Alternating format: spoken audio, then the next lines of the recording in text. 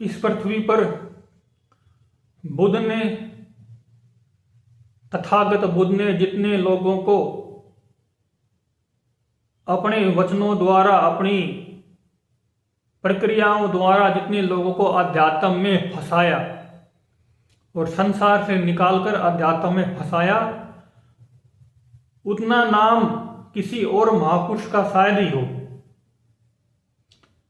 तो एक बार क्या हुआ कि बुद्ध भगवान जब 12 साल बाद अपने राजमहल लौटे, अपने पिता के घर पर लौटे, तो वहां सबसे मिले और उनमें से उनके एक सौतेले भाई थे, नंद। सौतेले भाई का नाम नंद था और नंद की पत्नी थी जनपद कल्याणी। वो पूरे जनपद में ही सर्व सुंदर मानी जाती थी और उनके साथ नंद का विवाह हुआ था और नंद भी उनकी सुंदरता पर मोहित थे, उनके सुंदरता के मोह पास में बंधे हुए थे। लेकिन नंद के अंदर बुद्ध के प्रति सम्मान भी था, श्रद्धा भी थी, विश्वास भी था। तो जब बुद्ध राजमहल में थे और जब लौटने वाले थे तो बुद्ध ने अपना भिक्षा पात्र नंद को दे दिया और बुद्ध आगे की ओर चलने लगे। जब नंद ने बुद्ध का भिक्षा पात्र लिया तो वो भी उनका भिक्षा पात्र उनको देने के लिए या पहुंचाने के लिए उनके पीछे चल पड़ी। तभी उनकी पत्नी, नंद की पत्नी जनपद कल्याणी सुंदरी ने उनको उनके पीछे जाते हुए देखा। तो जनपद कल्याणी सुंदरी ने उनसे कहा, स्वामी जल्दी ही लौट के आना। तब नंद ने कहा, ठीक है। लेकिन बुद्ध भगवान चलते चलते राजमहल से निकले और अपने बौद्ध विहार में, आश्रम में पहुंच गए और उनके सम्मान में उनका भिक्षा पात्र लौटाने के लिए नंद भी उनके पीछे पीछे चलता हुआ उनके विहार में, उनके आश्रम में पहुंच गया। तब बुद्ध ने उनके साथ बातचीत की और अध्यात्म का रहस्य समझाया, अध्यात्म का उद्देश्य समझाया। तो जो नंद थे उनको अध्यात्म तो भा गया, लेकिन उनका मन सुंदर पत्नी में ही लगा हुआ था। फिर भी उन्होंने बुद्ध के कहने से उस कल्याण मार्ग पर, पथ पर अपना कदम बढ़ा दिया और उन्होंने बुद्ध के कहने से संन्यास दीक्षा, भिक्षु की दीक्षा ले ली। अब दीक्षा भी हो गई, संन्यास मार्ग भी शुरू हो गया, लेकिन उनका मन पत्नी में ही था कि इतनी सुंदर पत्नी को छोड़ के आया हूं। फिर जब बुद्ध ने देखा कि इनका मन तो पत्नी में ही लगा हुआ है, तो वो उनको एक जंगल में ले गए। उस जंगल में आग लग चुकी थी, जंगल कुरूप था। वहां एक बूढ़ी बंदरिया रहती थी। वो भी बहुत बूढ़ी होने के कारण कुरूप हो गई थी। कुछ बंदर का शकल सूरत जैसी होती है, सब जानते हैं, और किसी कारण से उसकी नाक भी कटी हुई थी या उसके नाक की बनावट अलग तरह की रही होगी। तब बुद्ध ने उनसे कहा, क्या तुम इस जले हुए जंगल में इस बंदरिया को देख रहे हो? तब नंदन ने कहा, हाँ मैं देख रहा हूं। तो बताओ तुम्हारी पत्नी में और इस बंदरिया में, उन दोनों की सुंदरता में कितना फर्क है, कितना भेद है, कितना अंतर है? तब नंदन ने कहा, इनमें तो बहुत अंतर है। कहाँ मेरी पत्नी की सुंदरता, कहाँ इस बूढ़ी बंदरिया, कटा हुआ नाक, पिचका हुआ नाक, और कहाँ ये जला हुआ सुनसान जंगल, शमशान के समान। तब बुद्ध ने कहा, चलो ठीक है, आपको ये भेद, ये फर्क समझ में आ रहा है कि आपकी पत्नी इतनी सुंदर है, जनपद कल्याणी, और ये बंदरिया इस जले हुए जंगल में आपको इतनी बदसूरत कुरूप लग रही है। फिर उन्होंने अपनी दिव्य दृष्टि से स्वर्ग की अप्सराएं दिखाई। अब उनको आप स्वर्ग की अप्सराएं कहो या सम्मोहन का प्रभाव कहो या सिद्धि का प्रभाव कहो। तो उन स्वर्ग की अप्सराओं को देखकर बुद्ध ने फिर नंद से पूछा कि आपने स्वर्ग की अप्सराएं देखी? तब नंद ने कहा हाँ देखी।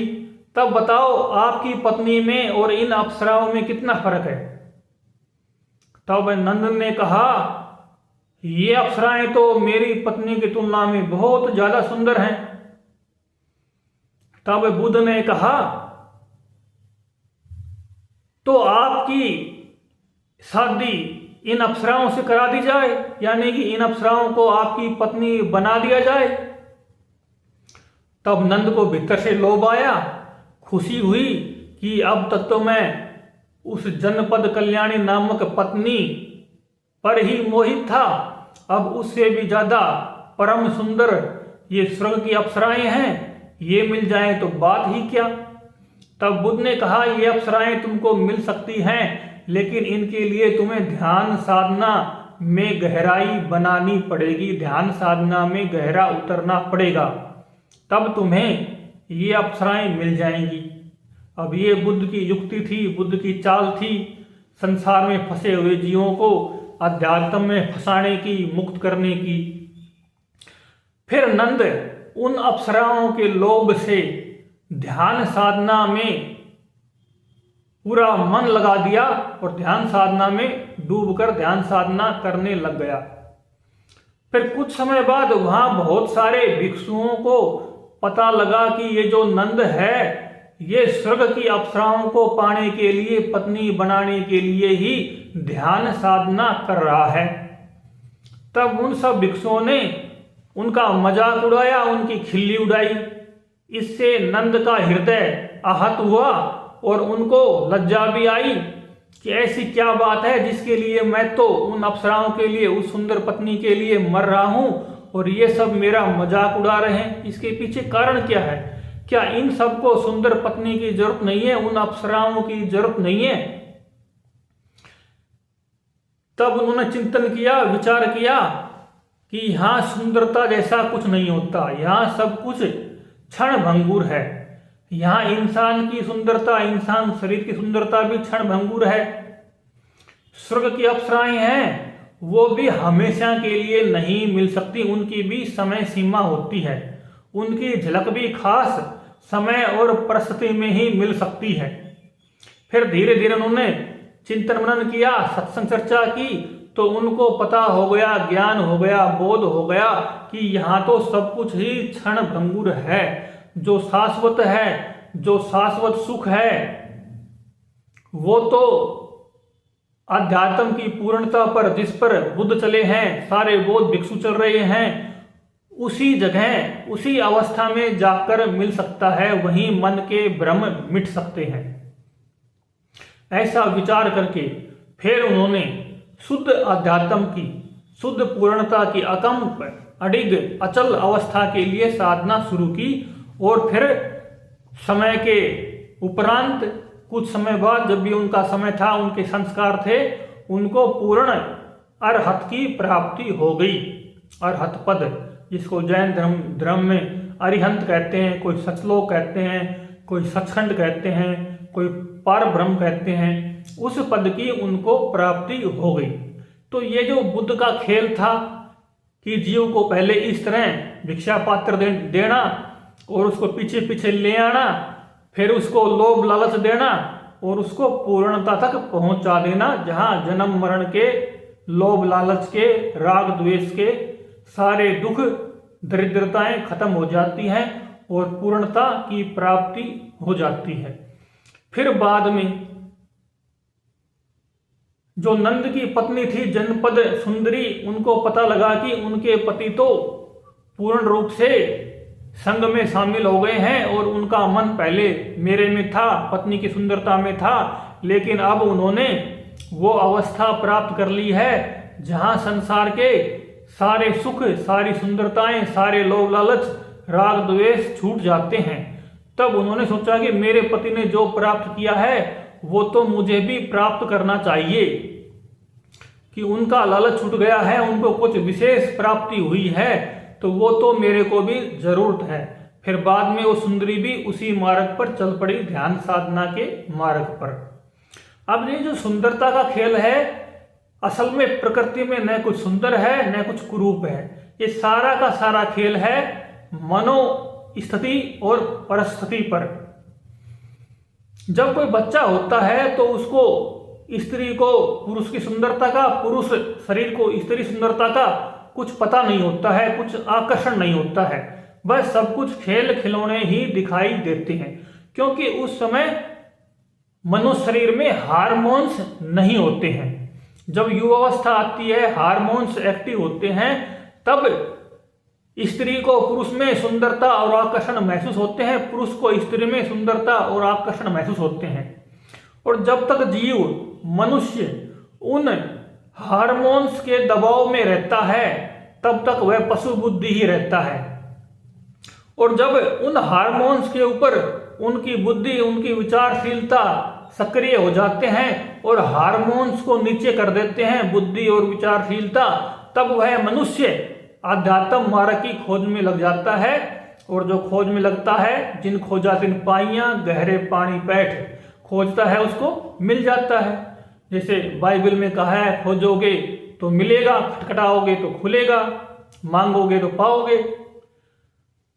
तो जो ये मनुष्य जीवन की प्रक्रिया है, या पांचों ज्ञानेंद्रियों के भोग पदार्थ हैं, इनके नहीं मिलने से ये पहले जरूरत के रूप में उत्पन्न होते हैं, फिर इनकी आदत पड़ जाती है, फिर इनकी एक दूसरे को देख के प्रतियोगिता हो जाती है और मन उसमें फंस जाता है। और जब ये बहुत ज्यादा मात्रा में मिल जाते हैं तो मन उनसे बोर हो जाता है, उनसे ऊंघ जाता है। तो ये मन की दोनों तरफ से समस्याएं हैं। जिनके अंदर अनुभव हो गया, विचारशीलता हो गई, समझ पैदा हो गई, वो इनके आगे का चिंतन शुरू कर देते हैं। और जो पशु बुद्धि है वो उसी में ही दुखी होते रहते हैं, बोर होते रहते हैं, फिर उसी में ही नया नया रूप खोजते रहते हैं। जैसे एक स्त्री से बोर हो गए, फिर चंचल मन वाले मूर्ख लोग दूसरी स्त्री की खोज में लग जाते हैं। वो सोचते हैं कि इस स्त्री में सुख नहीं मिला, दूसरी में मिल जाएगा। कोई स्त्री होती है, वो सोचती है कि इस पुरुष में सुख नहीं मिला, किसी दूसरे पुरुष में सुख मिल जाएगा। ऐसे ही समाज में व्याभिचार भी बढ़ता रहता है, चलता रहता है। और जब जीव को कोई खास परिस्थिति बनती है और ठोकर लगती है या उसका विवेक जागता है, तब वो वापिस सत्य की खोज में, अध्यात्म में, भक्ति में मुड़ता है। तब वो सत्य को प्राप्त करता है, जहां सारा असत्य, राग द्वेष, काम क्रोध लोभ मोह अहंकार और उनके सबके कारण वो सब गिर जाते हैं और परम सुख, परम सत्य की प्राप्ति हो जाती है। तो जितने भी संत महापुरुष हुए हैं, हुए थे, अब हैं या आगे होंगे, उन सब का उद्देश्य यही होता है कि हर मनुष्य उसी अवस्था को, उसी सत्य को, उसी परम शांति को, परम आनंद को, जहां दुख की रेख मात्र भी नहीं है, उसको प्राप्त कर ले। और यही प्रयास होता है।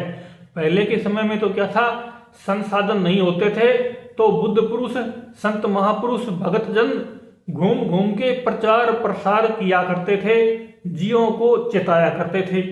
आज के समय में जानकारी की कोई कमी नहीं है। जानकारी इस छोटे से प्लास्टिक के मोबाइल में सारी जानकारी घुस गई है, लेकिन फिर भी आदमी पर ही विश्वास करता है। इंसान शरीर पर ही ज्यादा विश्वास करता है और उसको अपनी बात की पुष्टि करने के लिए किसी न किसी इंसानी शरीर की, इंसानी भावना की जरूरत पड़ती है। तो आज भी प्रत्यक्ष संत महापुरुषों की जरूरत होती है अपनी बात की पुष्टि करने के लिए, और लोग वहां जाते हैं, अपनी अपनी पुष्टि कर लेते हैं। अन्यथा अध्यात्म का अपना, सबका अपना मार्ग है। जो चलेगा वो पा ही लेगा, जो चलता है वो पा ही लेता है। बस अपने मन को गिराना है, अहंकार वासना गिरानी है, काम क्रोध लोभ मोह अहंकार गिराने हैं, राग द्वेष गिराने हैं। बस कबीर मन निर्मल भया, ज्यों गंगा का नीर, पीछे पीछे हरि फिरे, कहत कबीर कबीर।